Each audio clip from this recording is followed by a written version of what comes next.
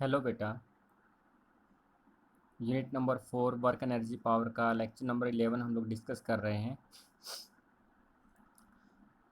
Topic का नाम हमारा पास में elastic collision in two dimensions और एंगुलर कोलिजन। लास्ट लेक्चर में हम लोगों ने elastic collision in one dimensions के बारे में बात किया था और ये देखा था कि कैसे जो है दो सेम सेम मास उनके बीच में कोलिजन होता है तो दोनों ऑब्जेक्ट जो वो अपनी वेलोसिटीज़ को इंटरचेंज कर लेते हैं। मतलब एक वेलोसिटी जिसकी है पहले ऑब्जेक्ट की, वो वेलोसिटी दूसरे ऑब्जेक्ट की हो जाती है और दूसरे ऑब्जेक्ट की जो वेलोसिटी वो पहले ऑब्जेक्ट की हो जाती है। आज का जो हमारा डिस्कशन है वो है elastic collision in two dimension. Two dimension का मतलब ये है कि जब कोलिजन होगा तो वो कोलिजन किसी एक डायमेंशन में ना हो कि टू डायमेंशन में होगा। जैसे कि पीछे वाले में हमारे पास में बिफोर द कोलिजन जो ऑब्जेक्ट था वो भी एक्स एक्सिस में ट्रेवल कर रहा था और ऑब्जेक्ट का कोलिजन होने के बाद भी ऑब्जेक्ट जो है वो एक्स एक्सिस पे ही ट्रेवलिंग कर रहा था। मतलब कि उसका जो एक्सिस था वो चेंज नहीं होता था। इस टॉपिक में हमारे पास में जो एक्सिस है वो चेंज हो जाएगा। बिफोर द कोलिजन जो दोनों ऑब्जेक्ट है वो ट्रेवल कर रहे होंगे एक एक्सिस पे, और कोलिजन होने के बाद में दोनों ऑब्जेक्ट जो है वो ट्रेवल कर रहे होंगे डिफरेंट डिफरेंट एक्सिस पे, और उस कोलिजन को हम लोग बोलेंगे elastic collision in two dimension. So let us consider elastic collision means एक ऐसा कोलिजन जिसमें लीनियर मोमेंटम और काइनेटिक एनर्जी जो है वो कंजर्व्ड है बिफोर द कोलिजन और after the collision. So considering there are two objects whose mass m1 and m2, they are traveling with a velocity of u1 and u2, and since we are assuming that u1 velocity is greater than the u2, so object A will be collide with the object B.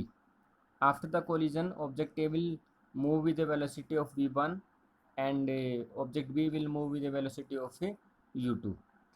ठीक है, तो to dimension collision जो है आप लोगों ने कहाँ पे देखा होगा? तो हम ये समझते हैं कि आप लोगों ने बिलियर्ड्स खेला होगा या आप लोगों ने जो कैरम बोर्ड है वो आप लोगों ने खेला होगा। तो जब हम लोगों को किसी गोटी को स्ट्राइक करना होता है तो हम उसको इस तरीके से स्ट्राइक करते हैं कि जो जिस स्ट्राइकर जो हमारा रहता है वो गोटी के बिल्कुल सेंटर में जाके नहीं लगता, वो गोटी के कोने पे जाके लगता है।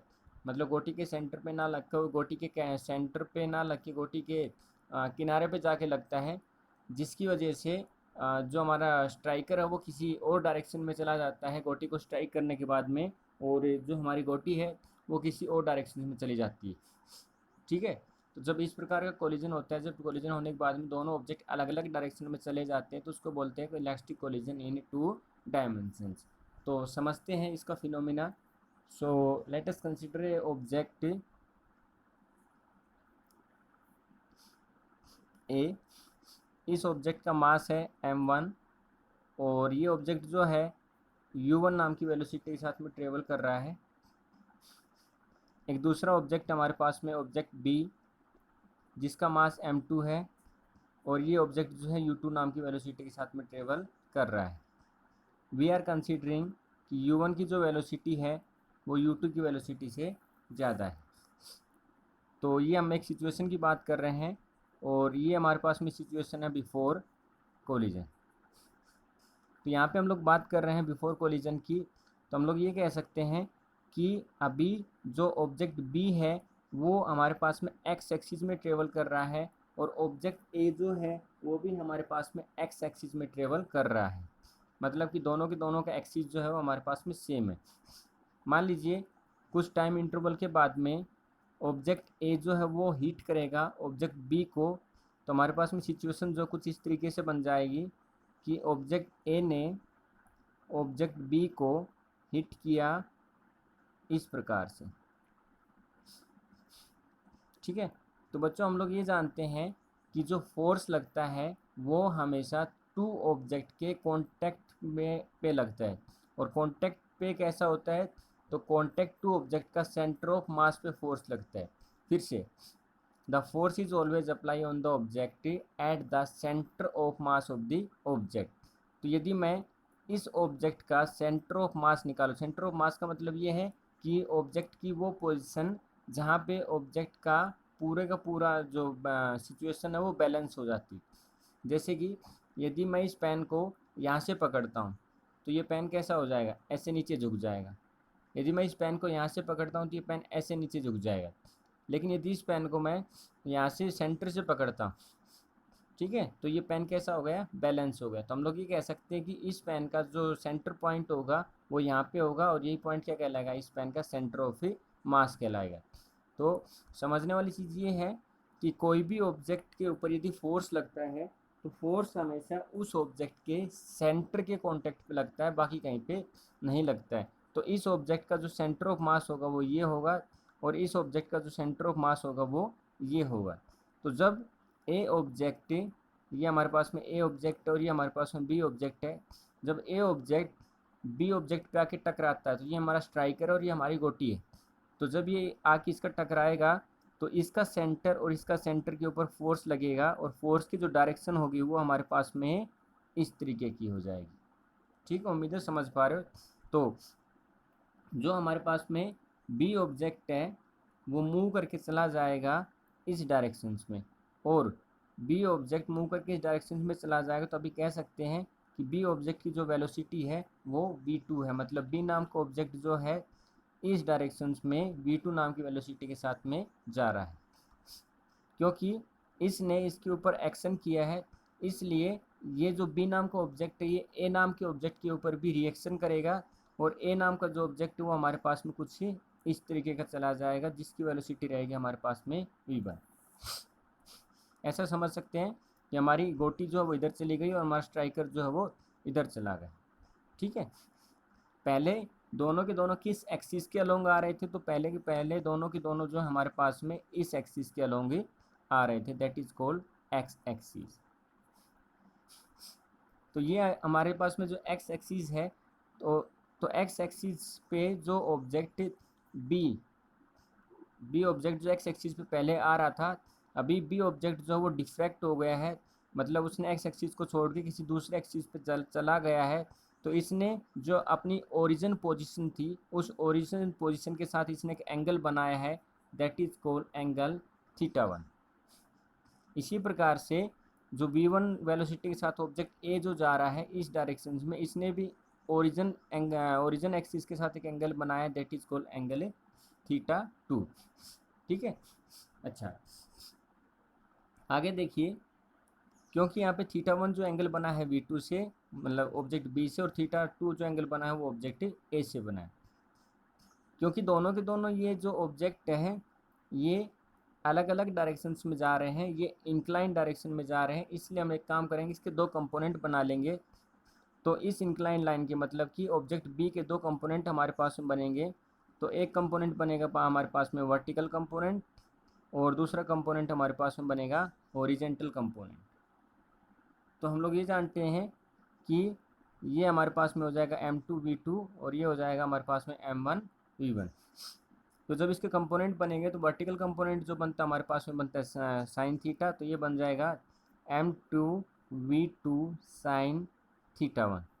इसका जो हॉरिजेंटल कंपोनेंट बनेगा हमारे पास में वो बन जाएगा m2 v2 कोस θ1। ठीक है, इसी प्रकार से जो ऑब्जेक्ट ए है उसके हम लोग दो कंपोनेंट बना लेंगे। तो इसका वर्टिकल कंपोनेंट बन जाएगा हमारे पास में m1 v1 साइन θ2 और हॉरिजेंटल कंपोनेंट बन जाएगा m1 v1 कोस ऑफ θ2। ये हमारे पास में दो कंपोनेंट है, ये देखने को मिलेंगे। ठीक है, अब देखिए पहले जो ऑब्जेक्ट थे ए और बी ऑब्जेक्ट दोनों एक्स एक्सिस के अलोंग आ रहे थे, कोलिजन होने के बाद में दोनों ऑब्जेक्ट जो है वो अलग अलग डायरेक्शंस में चले गए हैं, मतलब यहाँ पे जो डायमेंशंस हो गए वो हमारे पास में दो डायमेंशंस हो गए, कोलिजन से पहले जो है हमारे पास में एक डायमेंशन है। तो ये हमारे पास सिचुएशन थी बिफोर द कोलिजन, तो ये हमारे पास में सिचुएशन बन जाएगी आफ्टर कोलिजन। ओके, उम्मीद आपको ये चीज़ समझ में आ रही होगी इतनी। ओके, नेक्स्ट थिंग देखिए, क्योंकि हम लोग ये मान के चल रहे हैं कि ये जो कोलिजन हुआ है हमारे पास में, ये इलास्टिक कोलिजन है, और इलास्टिक कोलिजन में हमारे पास में लीनियर मोमेंटम और काइनेटिक एनर्जी दोनों कंजर्व्ड रहती है। ठीक है, तो दोनों कंजर्व्ड, तो वहीं से हम लोग शुरुआत करते हैं इसी चीज़ को लेके। तो यहाँ से आ जाएगा हमारे पास में according to law of conservation of linear momentum,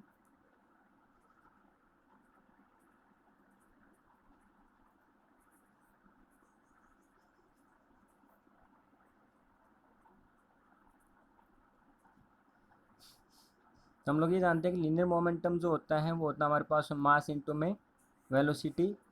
तो पहले लीनियर मोमेंटम हम लोग बिफोर द कोलिजन निकालेंगे, और बाद में लीनियर मोमेंटम हम आफ्टर द कोलिजन निकालेंगे। तो before the collision linear momentum आ जाएगा हमारे पास में m1u1 प्लस का m2u2। After the collision linear momentum हमारे पास में आ जाएगा m1v1 m2v2। इन दोनों के दोनों लीनियर मोमेंटम को मैं इक्वल पुट कर दे रहा हूँ, क्योंकि हम लोगों ने ये पढ़ा है कि पूरे प्रोसेस के दौरान जो लीनियर मोमेंटम है वो हमारे पास में कंजर्व्ड है। तो कंजर्व्ड है, that means no change before, no change after collision. So equal to के साइन इधर वाला जो है ये बन जाएगा हमारे पास में बिफोर कोलिजन, और ये बन जाएगा हमारे पास में आफ्टर कोलिजन। क्योंकि कंजर्व्ड तो कोई चेंज नहीं हुआ है, कोई चेंज नहीं हुआ, तो दोनों को मैं इक्वल पुट ही कर सकता हूँ। ठीक है, अब देखिए, यदि हम लोग इस लीनियर मोमेंटम की बिफोर और आफ्टर की सिचुएशन की बात करते हैं, ठीक है, तो before the collision linear momentum जो है हमारे पास में एक्स एक्सिस के अलोंग, तो बिफोर द कोलिजन जो ऑब्जेक्ट ए और ऑब्जेक्ट बी जो है वो दोनों के दोनों एक्स एक्सिस के अलोंग ट्रेवल कर रहे थे, इसलिए the value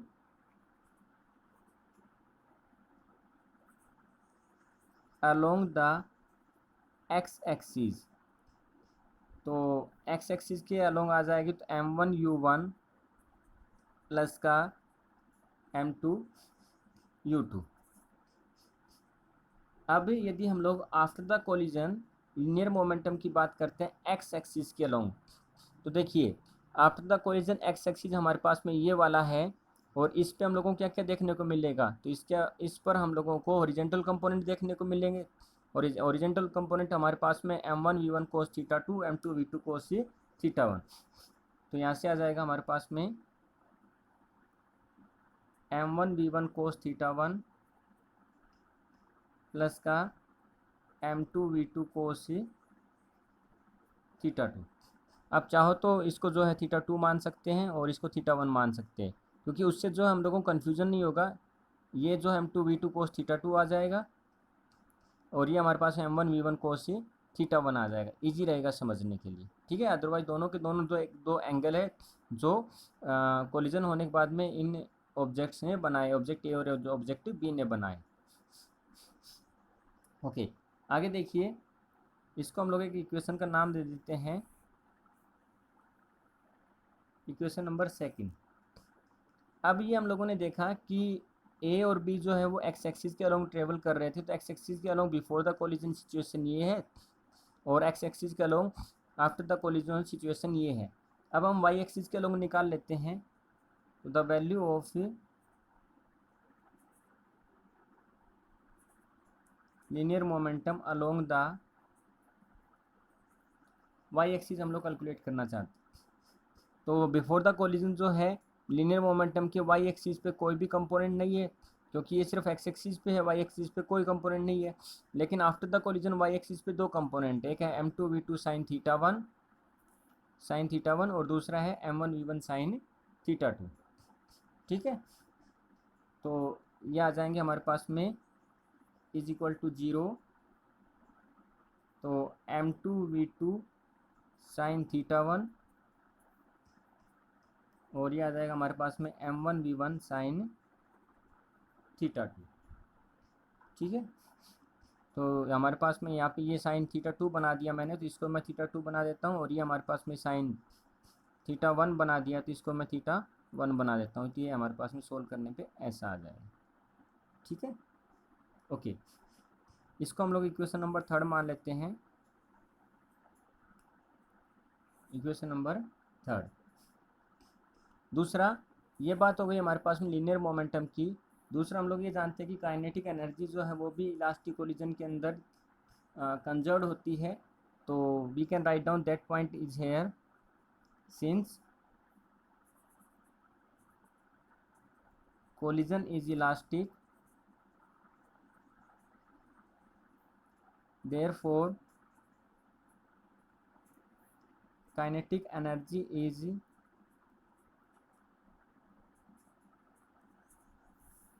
is also conserved। तो एक बार हम लोग काइनेटिक एनर्जी जो है बिफोर कोलिजन निकाल लेते हैं। तो ये आ जाएगी हाफ m1u1 का स्क्वायर प्लस हाफ m2u2 का स्क्वायर, इक्वल टू पुट कर सकते हैं हम लोग। तो kinetic energy after the collision आ जाएगी हाफ m1v1 का स्क्वायर प्लस का हाफ m2v2 का स्क्वायर। तो यहाँ से हमारे पास एक और इक्वेशन आ गई, इसको इक्वेशन नाम दे देते हैं 4। तो अब तक हम लोगों ने बच्चों क्या किया, लीनियर मोमेंटम जो कंजर्व था उसको लिखा, एक बार एक्स एक्सिस के अलोंग, एक बार वाई एक्सिस के अलोंग, और फिर हम लोगों ने काइनेटिक एनर्जी को लिखा है before the collision and after the collision. तो यहाँ पे देखिए, यदि मैं बात करता हूँ तो हमारे पास में यहाँ पे ऑब्जेक्ट u1 वेलोसिटी पता है, ऑब्जेक्ट बी की u2 वेलोसिटी हम लोगों को पता है, लेकिन यहाँ पे हमारे पास में कितने अननोन कंपोनेंट है। तो हम लोगों को ये नहीं पता है कि जो ऑब्जेक्ट डिफ्रैक्ट हुआ है थीटा 1 वाला, और जो ऑब्जेक्ट डिफ्रैक्ट हुआ है थीटा 2 से, तो ये कितने कितने एंगल से डिफ्रैक्ट हुए। तो हम लोगों को थीटा 1 नहीं पता, हम लोगों को थीटा 2 नहीं पता। ओके। दूसरा, जब भी कोलिजन होने के बाद में जो u1 u2 वो कन्वर्ट हो गए v1 v2 में, u1 u2 जो थे हमारे पास में कन्वर्ट हो गए v1 और v2 में। तो हम लोगों को u1 और u2 पता था, लेकिन v1 और v2 हम लोगों को नहीं पता। तो हमारे पास में जो है 4 अननोन क्वांटिटी आ गई, 4 अननोन क्वांटिटी आ गई। कौन कौन सी, एक थीटा 1 आ गया, एक थीटा 2 आ गया, एक v1 आ गया, और एक v2 आ गया। लेकिन हमारे पास में जो नॉन क्वांटिटी है, नॉन क्वांटिटी क्या क्या है, m1 पता है, m2 पता है, u1 पता है और u2 पता है। तो हमारे पास में 4 अननोन क्वांटिटी और हमारे पास में 4 ही नॉन है। तो हम लोग ये जानते हैं मैथमेटिक्स में कि यदि हम लोगों को इन 4 अननोन क्वांटिटी को सोल्व करना है, तो हमारे लिए यहाँ पे या तो थीटा 1 पता होना चाहिए, या थीटा 2 पता होना चाहिए, या फिर v1 पता होना चाहिए, या फिर v2 पता होना चाहिए, ताकि हम बची हुई जो क्वांटिटी है उनको सोल्व कर सकते हैं। ठीक है, तो we know 3 values, we know 4 values, that is equal to m1 m2 u1 and u2, and also 4 unknown quantities,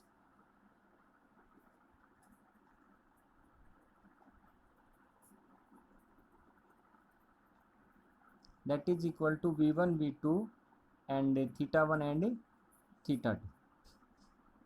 So to calculate these 4 unknown quantities,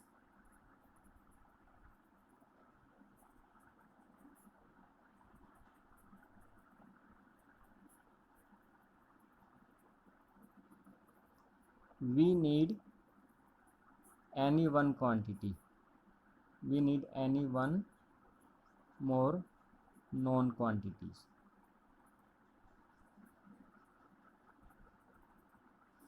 okay, इस तरीके से हम लोग इसको लिख सकते हैं। ओके, आगे देखिए बच्चों, अब जैसे कि हम लोग जो लीनियर मोमेंटम इन 1 डायमेंशंस की बात कर रहे हैं, तो लीनियर मोमेंटम इन 2 डायमेंशंस की हम लोग बात कर रहे हैं। तो हम लोगों को कुछ जो है स्पेशल केस सोल्व करने, जैसे कि उसमें 1 डायमेंशंस में हम लोग सोल्व कर रहे थे कि जब 2 मासेस हैं वो सेम, 2 ऑब्जेक्ट वो सेम मास के हैं, ऑब्जेक्ट ए जो है वो हैवी है, ऑब्जेक्ट बी जो है वो लाइटर है, ऑब्जेक्ट ए जो है वो लाइटर है, ऑब्जेक्ट बी जो हैवी है। उसी प्रकार से इसके अंदर भी हम लोगों को उन्हीं प्रकार के जो केसेस है उन केसेस को लेना है और फिर सोल्व करना है। तो पहला केस हम लोग लेते हैं स्पेशल केसेस में।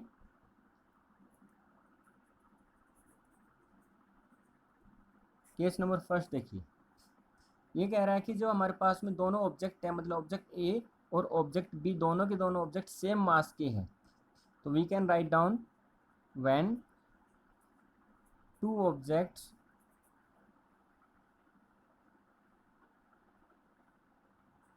having the same mass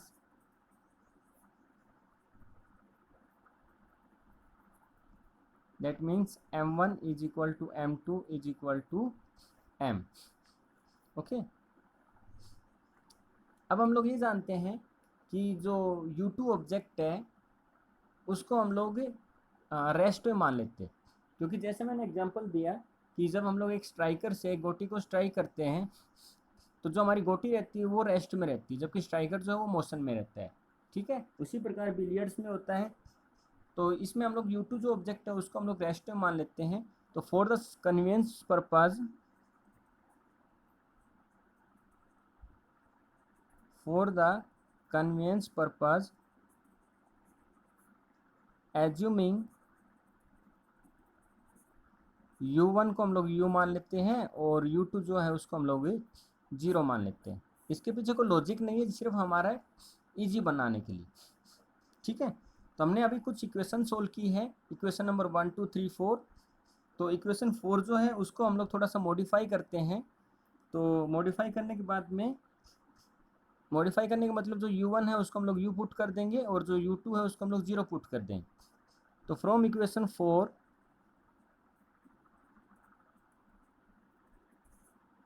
उसको जो हम लोग मॉडिफाई करेंगे तो वो कुछ इस तरीके से आ जाएगा, u square is equal to v1 का स्क्वायर प्लस v2 का square. u square is equal to v1 प्लस v2 का स्क्वायर। इसको मॉडिफाई करेंगे तो आप लोग समझ सकते हो कैसे निकाला है मैंने ये, क्योंकि उसमें हाफ से हाफ कैंसिल हो जाएगा, m1 से m1 कैंसिल हो जाएगा, m2 से m2 कैंसिल हो जाएगा, फाइनली हमारे पास में ये बचेगा जो आप सोल्व करोगे। इसको नाम मैं दे देता हूँ इक्वेशन नंबर 5। अब जो फ्रॉम इक्वेशन सेकंड है, इक्वेशन सेकंड है उसको हम लोग देखेंगे। तो उस इक्वेशन में यहाँ से वैल्यू उठा के v1 और v2 वैल्यू उठा के पुट करेंगे तो वो आ जाएगा हमारे पास में v1 cos थीटा 1 प्लस का v2 cos theta 2 is equal to u। ठीक है, ये हम लोगों ने वैल्यू जो है v1 और प्लस v2 उठा के उसके अंदर पुट कर दी है। ठीक है, इसको हम लोग एक और इक्वेशन का नाम दे देते हैं, इक्वेशन नंबर 6। ये सब मैं क्यों कर रहा हूँ, क्योंकि मेरे पास में 4 unknown quantity v1 v2 theta 1 theta 2, तो मैं किसी तरीके से थीटा 1 थीटा 2 की वैल्यू निकाल लेता हूँ तो v1 v2 मैं अपने आप निकाल पाऊंगा। ठीक है, ओके। तो हम लोगों ने इक्वेशन 4 ले ली, इक्वेशन सेकंड ले ली, अब इक्वेशन थर्ड ले लेते हैं। तो फ्रॉम इक्वेशन थर्ड, तो यहाँ से आ जाएगा हमारे पास में v1 साइन थीटा 1 माइनस का v2 sine theta 2 is equal to 0। ये हम लोगों ने इक्वेशन थर्ड से एक्सप्रेशन निकाल लिया। ठीक है, इसको भी एक इक्वेशन नाम देते हैं, दैट इज इक्वेशन नंबर 7। अब हम लोग इक्वेशन 6 को और इक्वेशन 5 को लेते हैं और वहाँ से जो है जो जो वैल्यू हम लोग यहाँ से पुट कर सकते हैं उसके अंदर पुट कर देंगे। तो using equation 6 we obtain from equation 5। देखिए, इक्वेशन 6 को हम लोग यूज़ करेंगे और इक्वेशन 5 को हम लोग यूज़ कर रहे हैं, तो हमारे पास में जो एक्सप्रेशन है दैट इज इक्वेशन 6 में u की वैल्यू ये है और इक्वेशन 5 में u ये है। तो यहाँ से u की वैल्यू उठा के हम लोग इसके अंदर पुट कर देंगे तो ये आ जाएगा हमारे पास में v1 cos थीटा 1 प्लस का v2 cos थीटा 2 और इसका स्क्वायर, क्योंकि हम ये यहाँ पे u स्क्वायर है और यहाँ पे u है, तो u की वैल्यू जब हम लोग ये वैल्यू इसके अंदर पुट करें तो u स्क्वायर हो जाएगा, तो इसका वैल्यू का स्क्वायर हो जाएगा हमारे पास में। तो इज इक्वल टू आ जाएगा हमारे पास में v1 का स्क्वायर प्लस v2 का स्क्वायर। ओके, ये बन जाएगा हमारे पास में पूरी टर्म्स ए, ये बन जाएगी बी, इसको ओपन करेंगे ये बन जाएगी ए, ये बन जाएगी बी, इसको ओपन करेंगे तो ओपन करने पे आएगा ए स्क्वायर प्लस का बी स्क्वायर प्लस का 2ab is equal to v1 का स्क्वायर प्लस से v2 का स्क्वायर। v1 v2 को जो हम लोग उठा के इधर लेके आ जाएंगे तो ये आ जाएगा हमारे पास में v1 का स्क्वायर माइनस का v1 का स्क्वायर, ये v1 स्क्वायर इधर आ गया, प्लस का v2 का स्क्वायर कोस स्क्वायर थीटा 2, और ये जो v2 इधर आएगा तो ये भी हो जाएगा माइनस का v2 स्क्वायर और 2v1 v2 cos theta 1 and cos theta 2, और इक्वल टू में क्या बच गया, ये दोनों टर्म उधर उठ के चली गई तो इक्वल टू में बच जाएगा हमारे पास में 0। इन दोनों के अंदर से v1 स्क्वायर कॉमन ले लीजिए तो यहाँ से बचेगा 1 माइनस का कोस स्क्वायर थीटा, यहाँ से v2 स्क्वायर कॉमन ले लीजिए तो ये बचेगा 1 माइनस का कोस स्क्वायर थीटा 2, यहाँ से बचेगा हमारे पास में 2v1 v2 cos theta 1 and cos of theta 2। हम लोग एक आइडेंटिटी जानते हैं sine square theta plus cos square theta is equal to 1, तो 1 माइनस कोस स्क्वायर थीटा जो है बन जाएगा साइन स्क्वायर थीटा, तो v1 स्क्वायर आ जाएगा हमारे पास में साइन स्क्वायर थीटा 1 प्लस का v2 square sine square theta 2 is equal to 2v1 v2, क्योंकि ये टर्म इधर माइनस की उधर जाएगी तो प्लस की हो जाएगी, v2 cos theta 1 and cos of theta 2। ठीक है, ओके। एक और इक्वेशन हमारे पास बन गई, इक्वेशन नंबर 8, इसको नाम दे देते हैं। अब इक्वेशन 6 और इक्वेशन 7 को हम लोग देखते हैं तो हमारे पास में 6 में u है, v है, v2 है, और 7 में हमारे पास में v1 और v2 है। ठीक है, तो इक्वेशन 6 और 7 के हिसाब से यहाँ से हम लोग एक वैल्यू निकाल सकते हैं, v1 sine theta 1 is equal to v2 sine theta 2, ये निकाल सकते हो। तो यहाँ से एक वैल्यू निकाल के इसके अंदर देखते हैं किस पुट कर देंगे। तो फ्रॉम इक्वेशन, बच्चे थोड़ा सा कॉम्प्लेक्स है, एक दो बार आप इसको सोल्व करोगे तो आपसे बनना शुरू हो जाएगा, क्योंकि हमारा जो मेन इंटेंशन है वो थीटा 1 और थीटा 2 को निकालने का है। तो from equation 6 and 7 we get, यहाँ से v2 निकालेंगे तो ये आ जाएगा v1 साइन थीटा 1, तो v2 sine theta 2 is equal to आ जाएगा v1 साइन थीटा 1। ओके, अब जो v2 साइन थीटा 2 की वैल्यू आई हमारे पास में v1 साइन थीटा 1, इसको हम लोग उठा के पुट कर सकते हैं जो हमारे पास में इक्वेशन नंबर 8 जो आई थी उसके अंदर। ठीक है, जब इसके अंदर पुट करेंगे, क्योंकि यहाँ पे देखिए v2 साइन थीटा 2 हमारे पास में है, ये रहा, और v2 साइन थीटा 2 की वैल्यू क्या है हमारे पास में v1 साइन थीटा 1, तो v1 साइन थीटा 1 हम लोग इसके अंदर उठा के पुट कर देंगे इस वाले के अंदर, तो हमको मिल जाएगा यहाँ से v1 साइन स्क्वायर थीटा 1 और v2 साइन स्क्वायर थीटा 2 की वैल्यू जो हम लोग पुट करें तो हो जाएगा v1 square sine square theta 1 is equal to हमारे पास में है 2v1 v2 cos theta 1 and cos theta 2। फिर से देखिए, हम लोगों ने इक्वेशन 6 जो है हमारे पास में 7 जो हमारे पास में v1 sine theta 1 is equal to, हम लोग इसको माइनस को उधर लेके गए, v2 साइन थीटा 2 आ गए, इसके अंदर हम लोगों ने v2 साइन थीटा 2 जो वैल्यू है उसको पुट कर दिया है v1 स्क्वायर साइन थीटा 1, ये वैल्यू हम लोगों ने पुट किया। ओके, इसको और इसको जोड़ेंगे तो ये आ जाएगा हमारे पास में 2v1 square sine square theta 1 is equal to 2v1 v2 cos of theta 1 and cos of theta 2। जो जो चीज़ें कट रही हो वो काट दीजिए, एक v1 से एक v1 कैंसिल हो जाएगा, तो ये हमारे पास में बचेगा यहाँ से कोस ऑफ थीटा 1, यहाँ से जो वैल्यू निकालेंगे तो कोस ऑफ थीटा 1 बच जाएगा v1 sign square theta 1 divided by v2 cos of theta 2, यहाँ से कोस थीटा की वैल्यू हम लोगों ने निकाली तो इसके बराबर आ गया। ओके, इसी चीज़ को मैं लिख सकता हूँ v1 अपॉन v2 इंटू में sign square theta 1 divided by cos of theta 2। एक और इक्वेशन नंबर 9। ठीक है, ओके। हम लोग मैथमेटिक्स में एक आइडेंटिटी पढ़ेंगे आपको ट्रिग्नोमेट्री में पढ़ाया जाएगा कि कोस ए प्लस बी जो होता है that is equal to cos theta plus theta two. ये आइडेंटिटी हमारे पास में होती है cos A cos B minus sine A sine B. तो यहाँ पे जो ए और बी जो है उसकी जगह पे हमारे पास थीटा वन और थीटा टू है।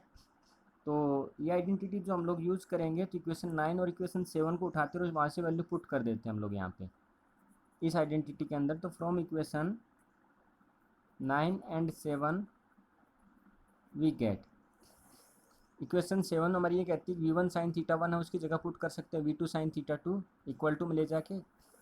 और इक्वेशन 9 ये कहती है कि कोस थीटा वन जो है उसकी वैल्यू पुट कर सकते हैं v1 अपॉन v2 साइन का theta one upon cos of theta two. तो यहाँ से वैल्यू पुट करेंगे तो कोस थीटा वन प्लस का थीटा टू ये आ जाएगा हमारे पास में कोस थीटा वन की वैल्यू हम लोग यहाँ से पुट कर सकते हैं। तो ये आ जाएगा v1 upon v2 sign square theta one divided by cos of theta two into में कोस ऑफ थीटा टू। मतलब हम लोगों ने यहाँ से कोस थीटा की वैल्यू वन की वैल्यू पुट की और कोस थीटा वन की वैल्यू क्या है v1 upon v2 sign square theta one upon cos theta two और उसके साथ में कोस थीटा टू जो है ये एज इट इज लिख दिया हम लोगों ने। तो इससे ये कैंसिल हो जाएगा। इसी प्रकार से हम लोग साइन थीटा टू की वैल्यू निकालेंगे यहाँ से इक्वेशन 7 से v2 साइन थीटा टू की वैल्यू निकालेंगे तो वो आ जाएगी v1 साइन थीटा वन। तो वैल्यू यहाँ पे पुट करेंगे v1 sine theta one divided by v2 into में साइन थीटा वन। ठीक है। अब देखिए ये है v1 upon v2 sign square theta one v1 upon v2 sign square theta one और ये हमारे पास v1 upon v2 sign square theta one क्योंकि साइन थीटा वन का मल्टीप्लाई करें तो हो जाएगा साइन स्क्वायर थीटा वन। तो दोनों टर्म्स एक जैसी है तो ये बचेगा हमारे पास में यहाँ पे 0। इधर आ जाएगा कोस ऑफ थीटा वन प्लस का थीटा टू और हम लोग जानते हैं कि कोस 0 कब होता है तो आंसर कोस 0 90 पे होता है। तो यहाँ से थीटा वन प्लस का थीटा टू ये जो है इसको हम लोग लिख सकते हैं कोस और यहाँ से लिख सकते हैं कोस 90। ओके। तो कोस से कोस कैंसिल हो जाएगा तो थीटा वन प्लस का theta two is equal to आ जाएगा हमारे पास में 90। ओके। तो व्हाट वी कंक्लूड दैट यहाँ से theta one plus theta two is equal to 90 आया। इससे हमें क्या समझ में आ रहा है कि बच्चों जब भी हमारे पास में टू डायमेंशंस कोलिजन होता है तो जब हमारे टू डायमेंशन कोलिजन होने के बाद में दोनों जो ऑब्जेक्ट है जैसा हम लोगों ने देखा था कि टू डायमेंशन कोलिजन हुआ था तो ये हमारा एक्स एक्सिस था। एक ऑब्जेक्ट मेरे पास में u1 नाम की वेलोसिटी के साथ इधर चला गया था और एक ऑब्जेक्ट मेरा v2 नाम की वेलोसिटी के साथ इधर चला गया था। ठीक है। तो हम लोग ये जानते हैं जब टू डायमेंशन कोलिजन होता है तो दोनों ऑब्जेक्ट के बीच में जो बनने वाला एंगल होता है वो हमेशा कितना होगा 90 डिग्री होगा। तो मतलब कि जब एक स्ट्राइकर से आप एक गोटी को स्ट्राइक करते हो तो स्ट्राइकर जब गोटी को स्ट्राइक करेगा तो उस टाइम पे गोटी की डायरेक्शन और स्ट्राइकर की जो डायरेक्शन होगी कोलिजन होने के बाद में दोनों की डायरेक्शन एक दूसरे के जस्ट अपोजिट होती है। मतलब कि यदि आपका स्ट्राइकर नॉर्थ जा रहा है तो गोटी आपकी डेफिनेटली साउथ जाएगी। ठीक है। और दोनों के बीच में जो बनने वाला जो एंगल है वो हमारे पास में 90 डिग्री का एंगल हो जाएगा। ओके। तो ये कह सकते हैं कि जब दो ऑब्जेक्ट के बीच में कोलिजन होता है तो दोनों ऑब्जेक्ट के बीच में कोलिजन के बाद में जो डायरेक्शन होगी वो 90 डिग्री के ऊपर दोनों की डायरेक्शन मिलती है हम लोगों को। तो ये कंक्लूजन हम लोग लिख लेते हैं लैंग्वेज में। What we conclude that let us write down in short period of time. After that ये जो लेक्चर हम लोग ख़त्म करते हैं। तो conclusion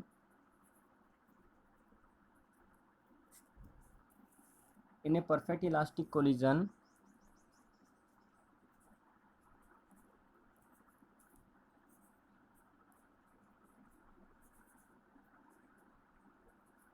in two dimension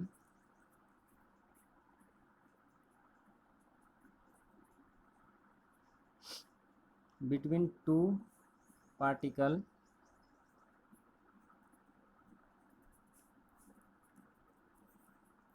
of same mass the two particle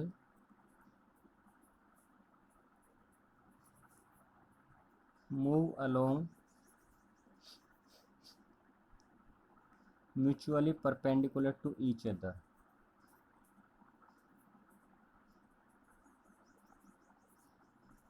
mutually perpendicular to each other after the collision. तो ये हमारे पास में एक सिचुएशन हम लोग को देखने को मिली। यदि दोनों ऑब्जेक्ट जो सेम मास के हैं तो कोलिजन होने के बाद में दोनों ऑब्जेक्ट जो है एक दूसरे के म्यूचुअली परपेंडिकुलर मतलब 90 डिग्री के ऊपर मूव होते हैं। थोड़ा सा लेक्चर लंबा हो गया बेटा, बट ये टॉपिक जो था वो कंप्लीट करना ज़रूरी था। उम्मीद है आपको टॉपिक समझ में आया होगा। ठीक है, थैंक यू वेरी मच बेटा, थैंक यू।